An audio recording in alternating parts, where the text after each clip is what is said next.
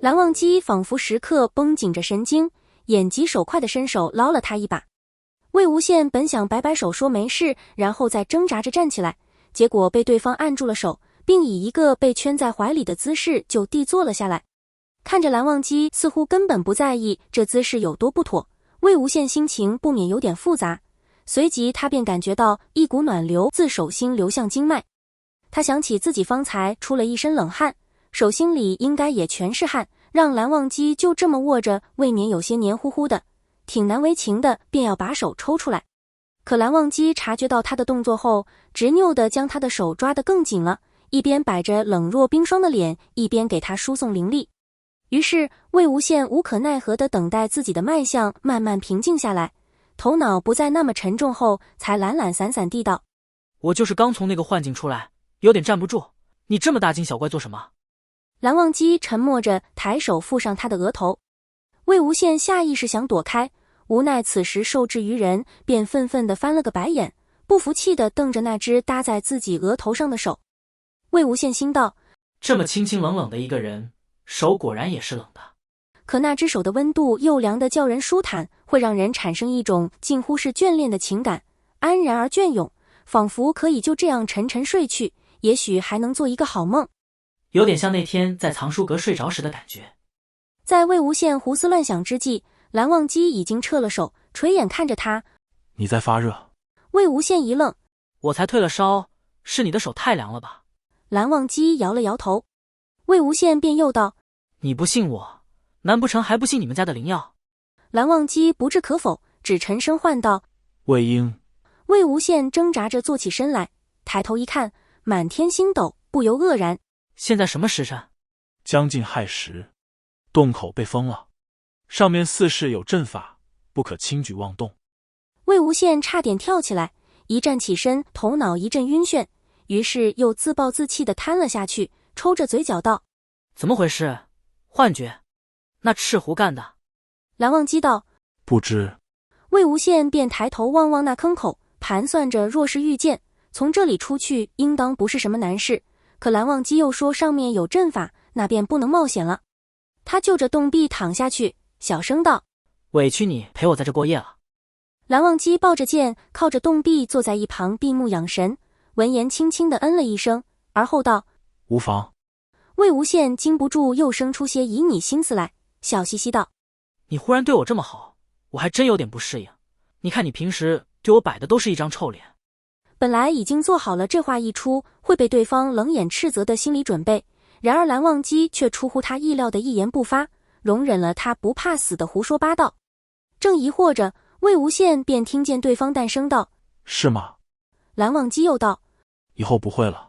魏无羡一时竟想不出来该怎么回应对方，便讪讪地坐回自己的位置。片刻后，对方忽然轻声道：魏婴。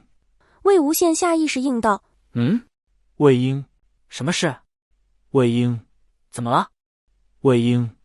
不可否认的，魏无羡被蓝忘机喊得一头雾水，心里却又难以言喻的像被扣响了某根弦，余下阵阵回音。他忍无可忍地挪到蓝忘机身边，问道：在呢在呢，你要说什么？想了一下，他又道：你饿了？我这还有俩包子，吃不吃？蓝忘机像有什么即将喷薄而出的情绪忽然被浇熄了火，戛然而止。最后也不知怎么就变成了两人一人捧着一个包子啃的情景。蓝忘机捧着包子细嚼慢咽，吃得很是小心矜持，而魏无羡则像什么小动物一样，生怕被人抢了包子似的，抓着包子大口大口啃，耳朵尾巴都在跟着他啃的动作耸动。蓝忘机忍不住多看了他几眼。魏无羡很快就把包子啃完了，而后还意犹未尽地咂巴了一下嘴，回头一瞧，见蓝忘机手里的包子只吃了一个小缺口，顿时鬼迷心窍，不怀好意地凑了上去。蓝忘机神色不大自然：我吃过了。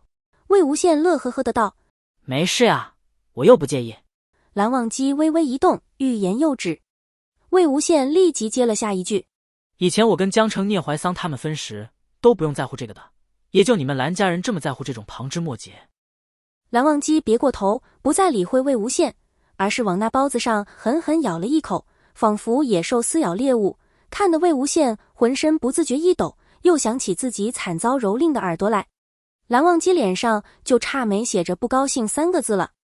魏无羡有些心惊胆战地摸了摸自己的耳朵，仿佛那里又在隐隐作痛，忙道：你别生气，我就是开个玩笑，送出去的东西哪有收回来的道理。蓝忘机不语，魏无羡便放软了声音，好声好气地道：好吗好吗，是我不好，我胡说八道，你别不理我。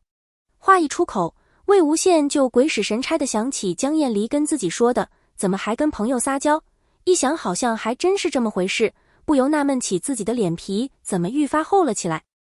自从幻境中惊醒后，魏无羡忽然就很希望有人跟他说说话，甚至有点怕这时候唯一在他身边的人不理他，好像如果连这个人都不跟他讲话了，他就走不出那个并不怎么美好的梦境了。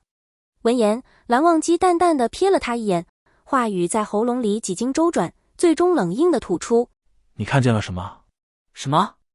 幻境。魏无羡一愣，随即吞吞吐吐道：我一时也说不清楚，是纯粹的幻觉还是别的什么。顿了一下，他反问道：你来找我，那你肯定也进了那白雾，你又看见了什么？直至此时，他心中那股朦胧的异样感才逐渐明晰。自他从幻境中清醒过来后，蓝忘机的态度与行为都极其反常。真要说的话，他自己也因为那个幻境的缘故，总感觉有什么东西梗在心头。那么照这样推断，蓝忘机的反常可能也是因为他在幻境中看到了什么。蓝忘机斟酌片刻，艰涩道：一言难尽。那你慢慢讲，我很有耐心的。蓝忘机开始慢慢地陈述自己的所见所闻。大概是吃了个包子之后，头脑冷静了一些，蓝忘机再没表现出之前那样的反常情绪，自始至终如同一个旁观者那样淡漠地讲述着局中人的故事。他讲到自己到了一个叫乱葬岗的地方，捡回一个孩子。魏无羡绷不住笑了一声，而后又迅速恢复严肃，摆摆手示意蓝忘机继续讲。蓝忘机将幻境中的一年又一年讲下去。不一会儿，刚刚信誓旦旦说着自己很有耐心的人，忽然脑袋一沉，吧唧一下砸到蓝忘机肩上。蓝忘机起初浑身一僵，小心地去查看魏无羡的状况。魏无羡的呼吸绵长而安稳，应当只是睡着了。蓝忘机确认了对方睡得雷打不动，犹豫了一下，还是小心翼翼地把人挪到自己怀里。这样把人抱在怀里了，他心里才有了些实感，好像直至此刻自己才刚刚从那个幻境中真正走出来，像是做了一个漫长无望的梦，梦醒过后恍如隔世。梦里一年又一年，不论哪一个时刻，哪一个角落，都没有那个人的身影。若是能在梦醒过后抓住点什么真实的东西，那就再好不过了。虽然魏无羡睡得很安稳，没有多余的动作，然而只要蓝忘机稍稍一动，他便极不满地皱起眉头，扯着对方的衣袖，使劲往对方怀里钻。蓝忘机伸手安抚，摸了摸他的头，魏无羡才心满意足地松了手。蓝忘机觉得自己好像真的在抱着一只睡着了的小动物，鬼使神差的又伸手摸了摸那双虎耳，将手指在皮毛上摩挲了片刻，又如梦初醒的晃晃脑袋，把手缩了回来。这时洞中的角落忽然传来窸窸窣窣的声响，蓝忘机立即警惕地望了过去，只见野兽的影子在月光下慢慢拖长。赤狐不紧不慢地踱出几步，让自己暴露在蓝忘机的视线中，却将尾巴恰到好处地掩藏在阴影中。蓝忘机沉静地注视着他，他也似乎在用审视的目光打量着蓝忘机，似乎是相互确认了彼此没有杀意。赤狐迈着堪称优雅的步子踱了过来。赤狐眯起眼睛看了看睡得七昏八倒的魏无羡，然后微微张了嘴，露出尖牙。蓝忘机神色一凛，下意识就要伸手去拿剑。赤狐好奇地看了他一眼，然后微微低头舔了舔魏无羡的脸。蓝忘机感觉更不爽了。魏无羡闭着眼，仿佛十分嫌弃般，皱着眉转过脸，抓着蓝忘机的袖子往他怀里靠了靠。蓝忘机无声地盯着赤狐，他也不知是何用意，不依不饶地凑上前去，低头拱了拱魏无羡的脸。蓝忘机开口制止：够了。他默默把魏无羡抱到一边，将赤狐挡在后面，从而避开他的打探，然后才轻轻摇晃起那人的肩膀。魏婴，醒醒。这样晃了好一会儿，魏无羡才悠悠转醒。脑子被晃得有些七荤八素。魏无羡经历了一轮我是谁我在哪的环顾四周后，才怔怔地望向蓝忘机。蓝忘机抿着唇，缓缓让开身体，身后的赤狐这才慢慢踱到魏无羡跟前来，看似亲昵地蹭了蹭他的脸，